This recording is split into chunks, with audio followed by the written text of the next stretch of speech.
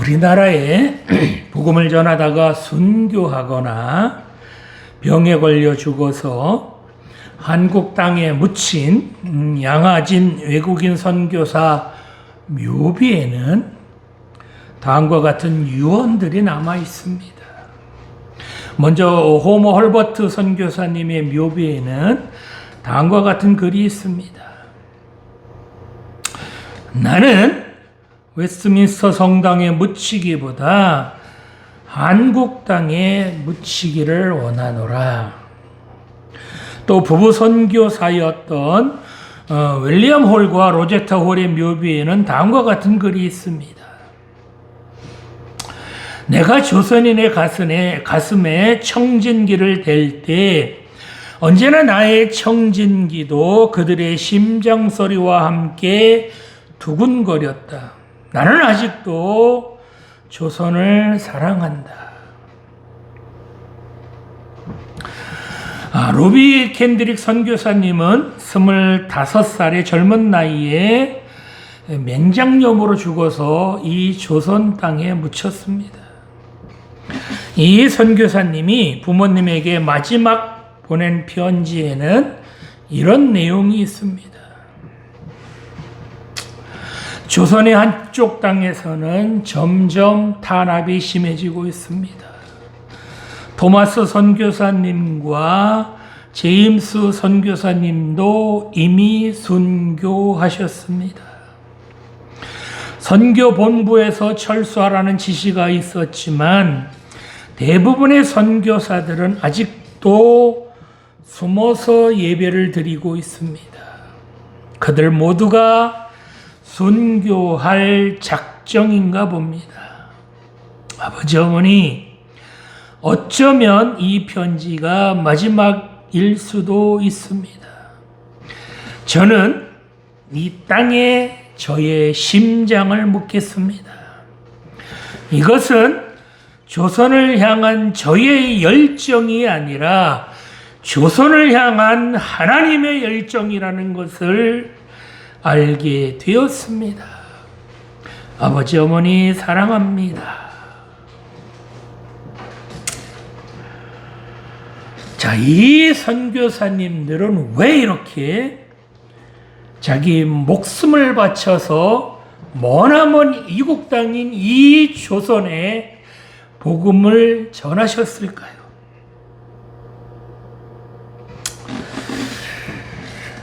인간에게 꼭 필요한 질문이 있다면 어떤 질문일까요? 인간이라면 누구나 반드시 해야 하고 그 답을 역시 얻어야 하는 질문이 있다면 어떤 질문일까요? 오늘 주신 본문을 통해서 우리 인간들에게 가장 필요한 3가지 질문에 대해서 생각해 보며 함께 은혜를 나누고자 합니다. 자, 첫 번째로 주님이 누구신지 물어야 합니다. 본문 8절 말씀 보겠습니다. 내가 대답하되 주님 누구시니까 하니 이르시되 나는 내가 박해하는 나사렛 예수라 하시더라. 아멘. 자, 인간에게 꼭 필요한 첫 번째 질문은 바로 주님 누구시니까 라는 질문입니다. 주님 누구시니까? 이 말을 헬라어 원어로 보면 이게 티스 에이 퀴리에라고 합니다. 티스 에이 퀴리에. 좀 어렵지만 천천히 한번 따라해 보실까요? 티스. 그 큰 소리로 다 티스 에이 퀴리에. 예, 티스 에이 퀴리에. 주님 누구십니까? 티스는 의문사예요. 누구십니까? 정말 인간에게 꼭 필요한 질문입니다. 바울은 부활하신 예수님을 만나기 이전에 오늘 본문에 나오는 이 사건이 일어나기 전까지는 어떤 사람이었을까요? 바울이 예수님을 만나기 전에는 예수님을 믿는 자들을 박해하던, 아주 그것도 고약하게 박해하던 그런 사람이었습니다. 바울은 스데반 집사님이 돌에 맞아 순교하시는 그 장소에도 있었던 사람입니다. 바울은 스데반 집사님이 이렇게 돌에 맞아 순교하시는 것을 마땅히 여겼다라고 할 정도로 예수님을 믿는 자들을 증오했던 그런 사람이었습니다. 자, 그러면 바울이 이처럼 기독교인들, 예수님을 믿는 자들을 핍박한 이유가 무엇이었을까요? 먼저 바울은 정통 유대교의 교육을 받은 사람으로서 메시아관이 이 기독교인들과는 달랐다는 겁니다. 예수님 당시의 유대인들은 그 누구보다도 하나님께서 보내주신 메시아를 기다리고 있었습니다. 그런데 적어도 하나님께서 보내주신 메시아라면 메시아다워야 되지요. 메시아답게 행동해야 되죠. 그런데 예수님은 어떠셨습니까? 이 유대인들이 인간 취급도 하지 않았던 장녀와 세리들과 그렇게 어울리는가 하면 안식일에 병자들을 고치는 등 영 메시아로는 보이지 않았다는 겁니다. 볼품도 없었고 흠모할 만한 그 무엇도 예수님에게는 보이지 않았다는 겁니다. 그것뿐이었습니까? 예수님께서는 자기를 누구라고 하셨죠? 바로 예수님께서는 내가 하나님의 아들이다 라고 말씀하셨습니다. 유대인들이 이것을 보았을 때는 이것은 바로 하나님을 모독하는 행위로 살려두어서는 안 되는 그야말로 엄청난 죄를 저지르는 것이었습니다. 어찌 인간이 하나님이 될 수 있습니까? 이건 말도 안 됩니다. 뿐만 아니라 예수라는 자가 십자가에서 그렇게 처참하게 죽었는데 사흘 만에 살아났다고 합니다. 아니, 죽은 자가 어떻게 다시 살아날 수 있습니까? 이것도 역시 바울의 생각으로는 불가능한 것이었습니다.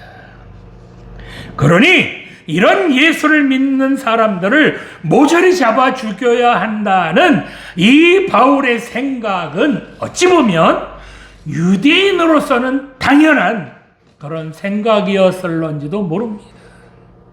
그래서 바울은 누구보다 더 열심히 이 예수를 믿는 사람들을 죽이는 일에 앞장을 섰습니다.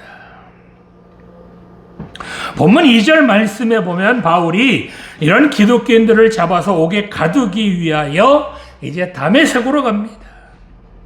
이 당시 유대 본토에서 이제 아주 핍박이 심했기 때문에 그 핍박을 피하려고 다메섹까지 도망간 그런 기독교인들이 많이 있었습니다. 그런데 이렇게 바울이 다메섹에 거의 가까이 다가왔을 때에 어떤 일이 일어났습니까?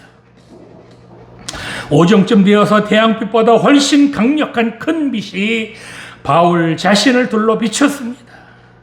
바울은 그 자리에 거꾸러지고 맙니다. 그런데 사울아 사울아 내가 왜 나를 핍박하느냐 라는 소리가 들립니다. 여기서 핍박하느냐라는 단어는 집요하게 괴롭히다 라는 뜻을 가진 그런 단어의 현재 능동태형입니다. 여기서 능동태가 사용된 것은 바울이 대제사장이나 장로들이 부추겨서 그래서 예수님을 믿는 사람들을 그렇게 핍박하는 행동을 했던 것이 아니라 바울 스스로가 예수님을 믿는 자들을 지속적으로 못살게 괴롭혔다는 것을 알 수 있습니다. 바울이 이 예수님의 말씀에 어떻게 대답을 하죠? 본문 8절 말씀을 보면 내가 대답하되 주여 누구시니까 이렇게 대답합니다. 주여 누구시니까 이 말이 아까 헬라어로 뭐라고요? Tis a Kyrie. Who are you? Lord. 주님 누구십니까? 이렇게 대답을 하죠. 이때 바울과 같이 동행했던 사람들은 형체 없는 빛만을 보았지만 바울은 태양보다 강한 빛 속에서 예수님을 보고 즉시 주여라고 합니다.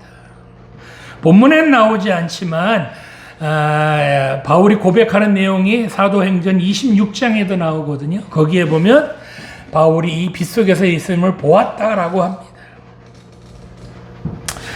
바울이 왜 주님을 보고 주여 누구시니까 라고 물었겠습니까? 바울이 이렇게 엉격결에 묻는 것은 바울은 지금 그동안 자기가 알고 있었던 예수, 그 예수와 지금 자기의 눈으로 보고 있는 예수님이 영 매치가 안 되는 겁니다. 자기가 그동안 알고 있던 예수라는 사람과 지금 자기 눈에 보이는 그 예수님이 영 다르다는 겁니다. 자, 이렇게 바울을 혼란스럽게 한 가장 큰 문제가 무엇이었을까요?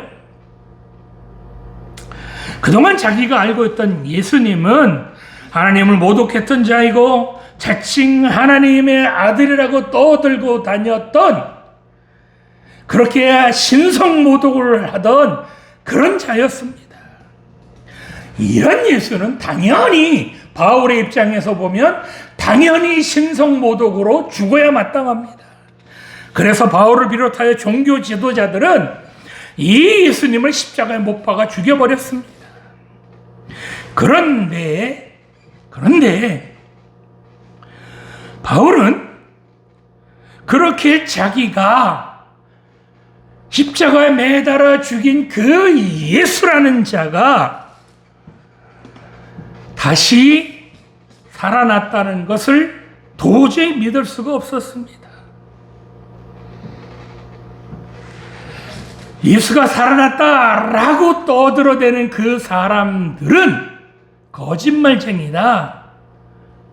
그러니 그 사람들도 잡아 죽여야 된다라고까지 생각했던 사람이었습니다. 그런데 지금 자기 눈에 누가 있습니까? 자기 눈앞에 부활하신 예수님께서 자기 눈앞에 있는 겁니다. 이러니 바울이 어찌 혼란스럽지 않을 수 있겠습니까?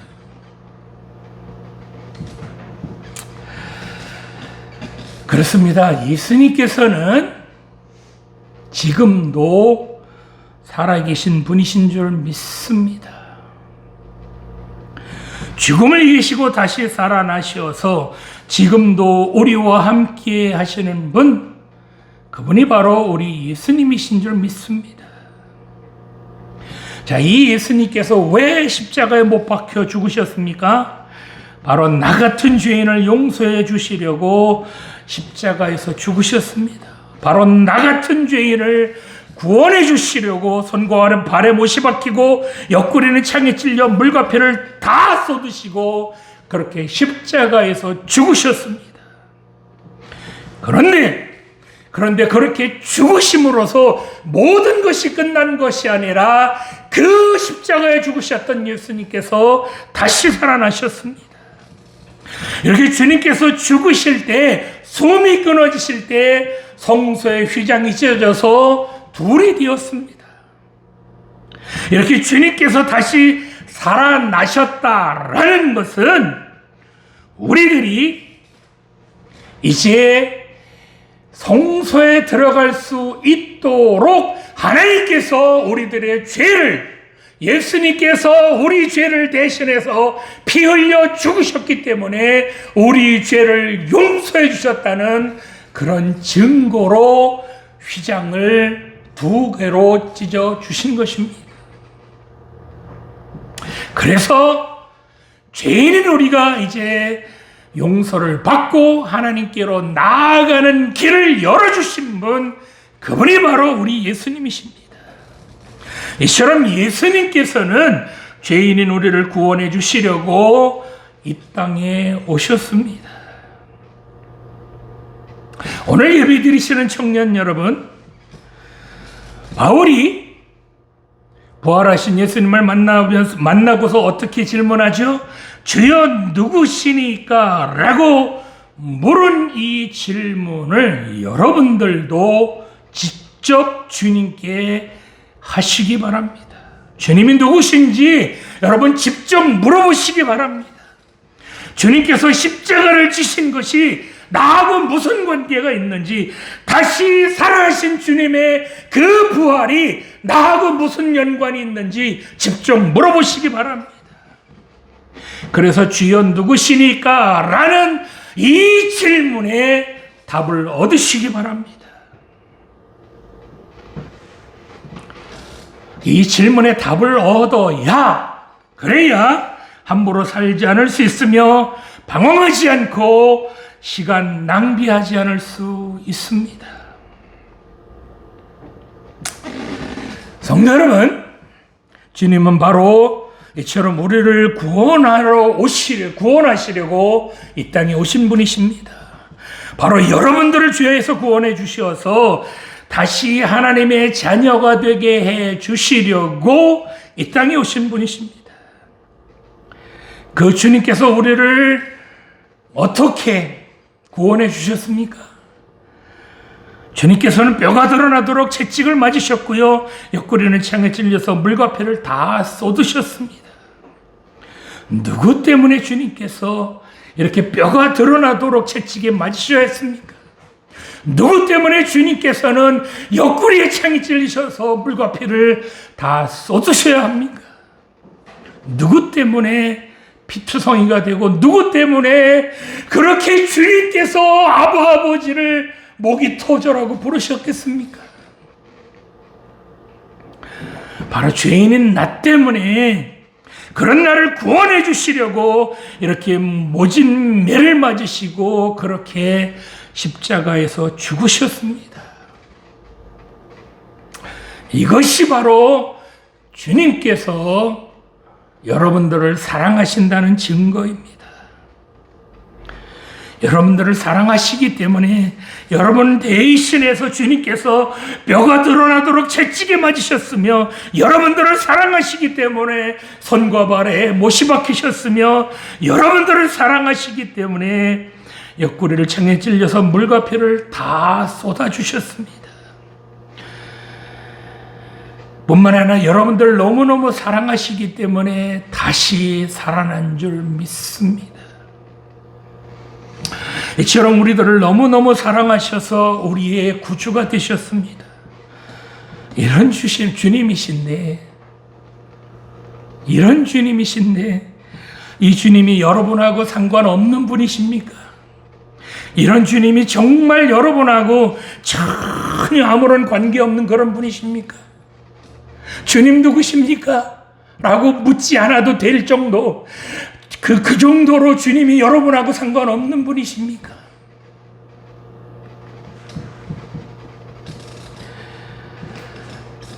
오늘 예배 드리시는 성도 여러분, 이렇게 주님께서 우리를 구원해 주셨기 때문에 나와 주님은 이제 십자가의 그 뜨거운 피로 맺어진 뗄래야 뗄 수 없는 자녀와 주님의 그 관계가 되었습니다. 이 주님이 나와 무슨 상관이 있는지를 묻는 것은 너무너무나도 당연합니다. 이 주님이 나와 무슨 상관이 있는지 깨닫는 것은 너무너무나도 당연합니다. 이 주님이 누구신지 제대로 깨달은 사람, 그런 사람의 인생은 분명히 달라집니다. 주님이 누구신지를 아는 사람이라면 여러분 박사방 같은 거 만들 수 있겠습니까? 주님이 누구신지 분명히 깨달은 사람이라면 보이스피싱 같은 거로 해서 다른 사람들에게 피눈물을 나게 그렇게 할 수 있겠습니까? 주님이 나와 무슨 상관인지 분명히 깨달은 사람이라면 사기치고 도둑질하고 사람을 죽이는 그런 사람이 되겠습니까? 오늘 본문에서 바울이 부활하신 예수님을 뭐라 그래요? 주님, 먼저 주님이라고 부르잖아요. 주님이라고 부르는 것처럼 예수님을 여러분 인생의 주인으로 그렇게 모시기를 간절히 소망합니다. 주님을 여러분 인생의 주인으로 인정해야 주님께서도 여러분의 인생의 주인이 되셔서 그래서 여러분 인생 전체를 책임져 주신다는 사실을 잊지 마시기 바랍니다. 이 주님을 여러분의 주님으로, 여러분의 주인으로 그렇게 섬기시기를 간절히 소망합니다. 자, 두 번째로 내가 무엇을 해야 할지 물어야 합니다. 본문 10절 말씀 보겠습니다. 내가 이르되 주님 무엇을 하리이까? 주께서 이르시되 일어나 다메섹으로 돌아가라. 네가 해야 할 모든 것을 거기서 누가 이르리라 하시거늘. 아멘. 자, 바울이 이렇게 부활하신 주님을 만나고 난 후에 다시 주님께 질문합니다. 어떤 질문하죠? 바로 주님 무엇을 하리이까? 이렇게 묻습니다. 이게 헬라어로는요, 디포이에서 퀴리에라고 합니다. 조금 어렵죠? 디포이에서 퀴리에. 영어로 하면 What shall I do? Lord, 뭐 그런 의미겠지요. 주님, 내가 무엇을 할까요? 우리 한글 성경으로는 여기 내가가 빠졌는데요. 주님, 내가 무엇을 하리까? 원어로 보면 주어가 분명히 내가 무엇을 해야 되겠습니까? 라고 묻습니다. 이 질문도 역시 이 땅을 디디며 살아가는 모든 인간들에게 꼭 필요한 질문입니다. 바울이 주님에게 이렇게 물었다는 것은 무엇을 의미할까요? 바로 자기가 그동안 생각하고 계획했던 모든 것들을 이제는 부활하신 주님을 만나고 난 이후에는 포기했다는 겁니다. 그리고 난 후에 자기가 무엇을 해야 할지 주님께 물었다는 겁니다. 자기의 계획을 포기하고 주님, 그러면 내가 무엇을 해야 할까요? 라고 그렇게 물었다는 겁니다. 그렇습니다. 살아계신 주님을 만난 사람들의 변화된 모습은 바로 이처럼 바울처럼 자기 생각을 내려놓습니다. 자기 계획 포기합니다. 그리고 주님께 자기가 무엇을 해야 할지를 묻습니다.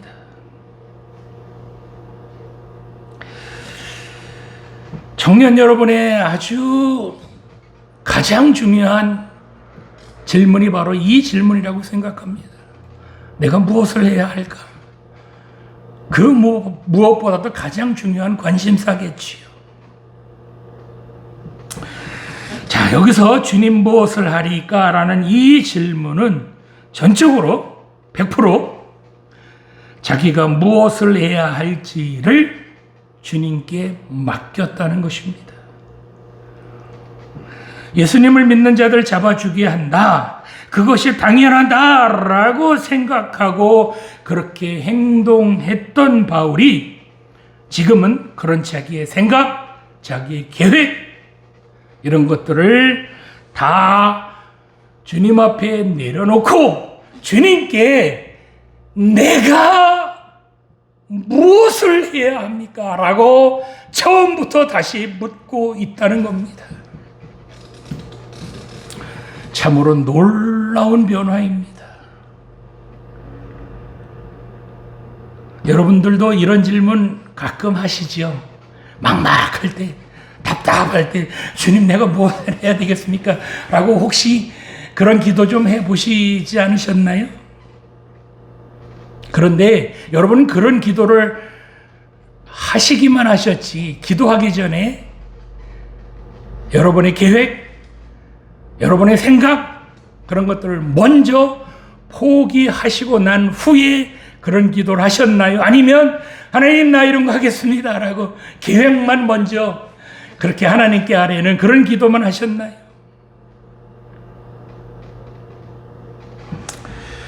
여기서 내가 무엇을 하리까라는 이 기도는 주님께서 어떤 것을 하라고 하셔도 다 뭐 하겠다는 거예요?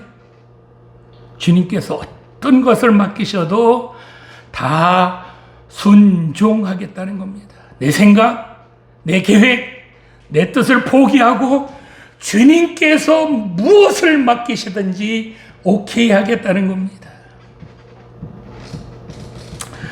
오늘 예배 드리시는 여러분들은 어떠십니까? 여러분들 앞으로 무엇을 해야 할지 어떻게 기도하셨습니까? 우리들은 보통 내 생각과 내 계획을 미리 다 정해놓고 하나님께 통보만 하잖아요. 하나님, 내가 이러이러한 일을 할 겁니다. 그러니 이런 일 잘 되게 되도록 나 좀 도와주셔야 합니다. 주님 아셨지요? 이거 안 되면 서로 입장 곤란합니다. 이런 식의 하나님을 협박하는 기도 우리 많이 합니다. 근데 여러분 한번 생각해 보시겠습니까? 내가 기도한 대로 내 뜻대로 하나님께서 다 들어주셨다면 신앙생활 잘할 사람이 여기 있을까요? 오히려 하나님께서 내가 원하는 기도를 다 들어주지 않으신 것, 그것이 다행한 것 아닐까요? 내 뜻대로, 내 생각대로 구하는 것, 그거 하나님께서 다 들어주셨다면 여기 이 자리에 앉아있을 사람 없을 겁니다. 무디는 90% 헌신하는 99명보다 100% 헌신하는 한 명을 하나님께서 더 기뻐하신다라고 말했습니다. 보통은 11조만 해도 신앙생활 잘하는 사람이라고 칭찬받잖아요. 그런데 하나님께서는 11조뿐만 아니라 자기의 모든 생활을 100% 드리는 그런 사람, 그렇게 100% 헌신하는 사람을 가장 기뻐하신다는 겁니다. 많은 사람들, 심지어 교회 다니는 사람들조차도 자기가 즐길 것 실컷 즐기다가 놀 것 실컷 놀다가 고물되고 건강 망치고 늙은 후에야 그때서야 하나님 나 좀 어떻게 좀 써주세요 라고 그때나마 하나님께 바치려고 하는 사람이 있습니다. 하나님 무슨 고물상 사장님이에요? 그런 고물들 취급하시게? 이왕이면 하나님께 드릴 거면 여러분 나이 때, 젊을 때 하나님께 100% 헌신해 보시기 바랍니다. 뿐만 아니라 신앙생활을 오래 했어도 옛사람을 벗어버리지 못하는 사람이 있습니다. 이런 사람들은 자기를 온전히 헌신하지 못하기 때문에 변화되지 못합니다. 갓난아이들이요, 젖먹이 아이들이 보통 쪽쪽이 이렇게 젖꼭지, 가짜 젖꼭지 그거 굉장히 좋아하잖아요. 이 쪽쪽이 뺏기라도 하면 울고불고 난리가 납니다. 그런데 이제 커서 밥을 먹게 되고 고기를 먹게 되면 그 쪽쪽이 갖다 주어도 안 갖습니다. 그거 필요 없다고 합니다. 왜요? 그거보다 더 좋은 것, 더 맛있는 거 얼마든지 먹을 수 있는데 그 쪽쪽이 전혀 거들떠보지도 않습니다. 마찬가지입니다. 높은 수준의 신앙을 체험하게 되면 자기가 누렸던 그 어린아이와 같은 그런 신앙 버리게 됩니다. 이처럼 하나님께서 기뻐하시는 높은 수준의 그런 신앙을 체험하려면 바로 자기를 100% 하나님께 드려야 합니다. 이렇게 자기가 누릴 것은 버리지 못한 채 하나님 하다가 좀 고장나면 좀 놀게 좀 두시고 즐기게 좀 두셨다가 나중에 고장나거나 늙거나 못 쓰게 되면 그때 사용하셔도 괜찮지 않나요? 나 좀 그냥 두시죠. 이런 헌신은 온전한 헌신이 아닙니다. 이런 사람은 자기도 변화되지 못할 뿐만 아니라 남까지 피곤하게 합니다. 오늘 본문에 나오는 바울은 부활하신 주님을 만나니까 100% 자기를 헌신하기로 합니다. 아니 이전의 삶까지, 이전에 그 아주 좋았던 그런 삶, 그거를 배설물처럼 버립니다. 이제까지 자기가 원하는 삶, 자기가 즐기는 것만을 찾아 살던 그런 삶을 살아왔지만 부활하신 주님을 만나고 난 후에는 자기가 원하는 삶이 아니라 주님께서 원하시는 그런 삶을 살기로 작정을 합니다. 이렇게 100% 헌신하기로 작정을 하니까 드디어 주님께서 이런 바울을 하나님의 사람으로 작정하고 그렇게 멋지게 사용해 주셨습니다. 오늘 예배 드리시는 청년 여러분, 오늘 본문에서 사도 바울이 주님에게 질문했던 것처럼 여러분들도 주님, 내가 무엇을 해야 할까요? 내가 무엇을 해야 주님께서 기뻐하실까요? 라고 진지하게 물어보시기 바랍니다. 이런 질문하기 전에 전제돼야 될 게 뭐라고요? 바로 내 자신을 온전히 내 생각, 내 계획, 내 뜻을 포기하고 100% 온전히 하나님의 뜻을 따르겠다, 하나님께 헌신하겠다, 순종하겠다는 마음을 먼저 가져야 된다는 겁니다. 이런 마음으로 내가 무엇을 해야 할지 진지하게 주님께 물을 때 주님께서 내가 이 세상에서 무엇을 해야 할지 그때서 깨닫게 해 주신다는 겁니다. 자, 한 가지 더 생각해 봐야 될 거. 그러면 우리가 주님께 무엇을 해야 할지 왜 물어봐야 될까요? 그냥 내가 하고 싶은 거 있으면 그냥 해도 되잖아요? 잘하는 건데. 우리가 주님께 이렇게 물어야 하는 이유는 바로 나를 만드시고 나를 이 땅에 보내주신 분, 그분이 나를 누구보다도 가장 잘 아시기 때문에 그렇게 나를 잘 아시는 주님께 주님, 내가 무엇을 해야 할까요? 라고 묻는 것은 당연한 것입니다. 내가 무엇을 해야 할지 깨달은 사람은 그 일에 올인할 수 있습니다. 그러면 무엇을 할지 몰라 방황하는 그런 사람보다 훨씬 앞서 나갈 것은 분명합니다. 그런 사람들보다 훨씬 더 값진 인생 살 것은 분명합니다. 아니, 그런 사람들하고 게임도 되지 않을 겁니다.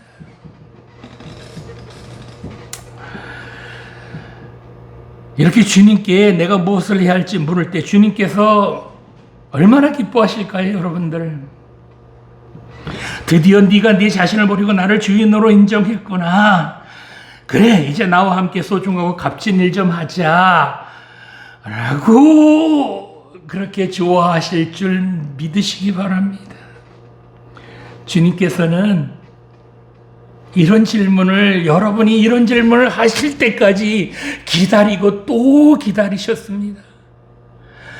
제가 나한테 좀 무엇을 해야 할지 물었으면 좋겠는데, 그러면 내가 가르쳐줘서 저 인생을 멋진 인생으로 만들어줄 건데 왜 묻질 않을까? 라고 주님께서 기다리고 또 기다리셨다는 겁니다.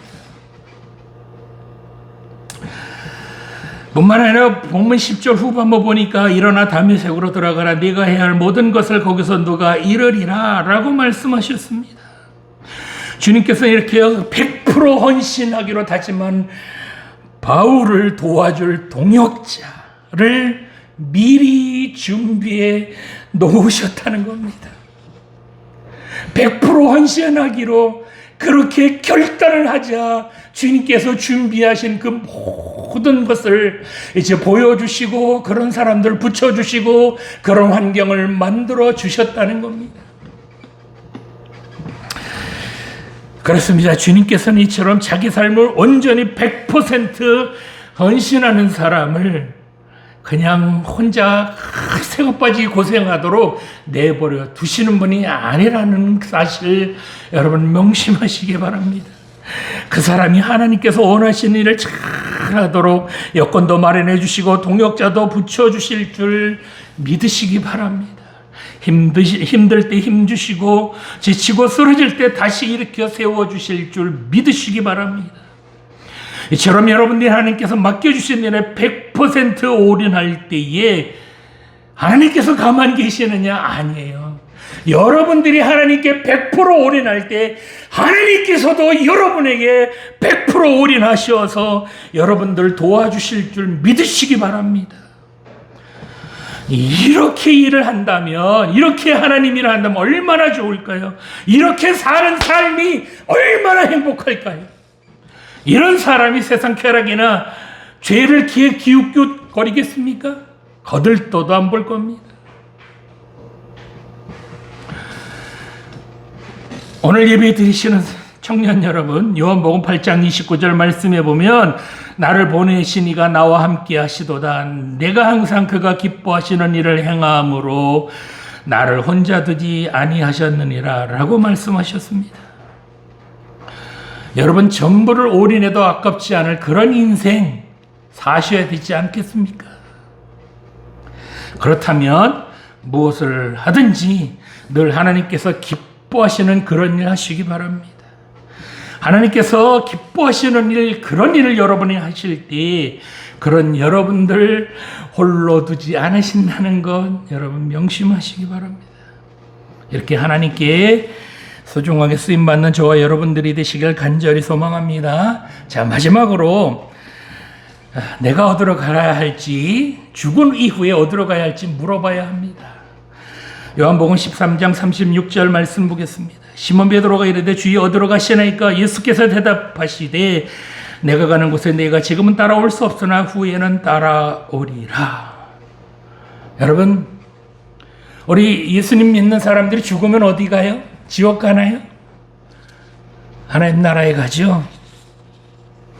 주여 어디로 가시나이까? 이게 이 라틴어로는 큐바디스 도미네라고 합니다. 이게 영화로도 나왔죠. 큐바디스 도미네. 내가 죽으면 어디로 가야 할지 아는 것은 그 사람이 이 세상을 살면서 어떻게 살아가야 할지 그 삶의 질을 결정한다는 것 여러분 명심하시기 바랍니다. 내가 죽은 이후에 어디로 갈지 모르면 그 사람이 이 세상을 살아가면서 함부로 아무렇게나 살 수 있습니다. 그러나 내가 죽은 이후에 잘못 살면 심판이 있고 정말 하나님 말씀대로 살면 영원한 하나님 나라가 기다리고 있다라는 것을 깨달은 사람이라면 이 땅에서의 삶을 함부로 살아갈 수는 없을 겁니다. 그렇다고 우리의 자유를 속박하느냐? 그것도 아니잖아요. 우리 예수님을 믿는 성도들은 죽으면 그 죽음이 바로 하나님께로 나아가는, 하나님 나라로 들어가는 그런 통로를 열어주신다는 것 여러분 명심하시기 바랍니다. 그래서 죽음 두려워하거나 겁낼 필요 없습니다. 왜요? 그 죽음을 통해서 육체의 껍질을 벗으면 바로 하나님을 만날 수 있기 때문입니다. 오늘 우리 인간들에게 꼭 필요한 세 가지 질문, 즉 주님 누구십니까? 주님 내가 무엇을 해야 합니까? 주님 내가 죽으면 어디로 갑니까? 이 세 가지 질문 여러분 꼭 해보시기 바랍니다. 진지하게 물어보시고 답을 얻으시기 바랍니다. 조금 시간이 갔지만 조금 좀 떨어져서 앉으시겠어요? 잠깐 우리 통성으로 잠깐 기도 좀 하겠습니다.